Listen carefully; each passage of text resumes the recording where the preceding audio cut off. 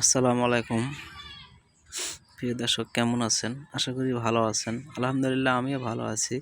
তো আমার এই যে চারা ঘরে, এটা পেঁপে চারা, যে চারাগুলা ছিল সবগুলা শেষ হয়ে গেছে। আল্লাহর রহমত নিয়ে গেছে আমার অনেক ভাই বিভিন্ন জায়গায়, রাজশাহী গেছে, সিলেট গেছে, ঢাকা গাজীপুরে গেছে। তো এরকম বিভিন্ন জায়গায় চারা গেছে, আরও রংপুরে গেছে।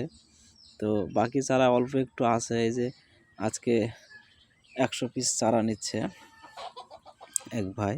তো এখানে আছে 50টা, আরও ওই যে ওইদিকে আছে, প্যাকেট করে দিব আমি।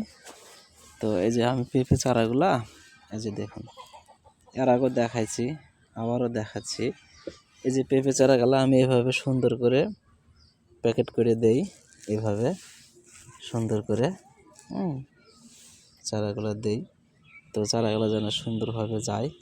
এই যে প্রতিটা চারা এভাবে প্যাকেট করা আছে, দেখতে পাচ্ছেন। এই যে পলি দিয়ে বাঁধা আছে যেন চারাগুলা ক্ষতি না হয়। এইভাবে আমি চারাগুলা দেই, এইভাবে প্যাকেট করি, এভাবে। এটাতে হয়ে গেছে, এটাতে আর দিব না, এটা শেষ।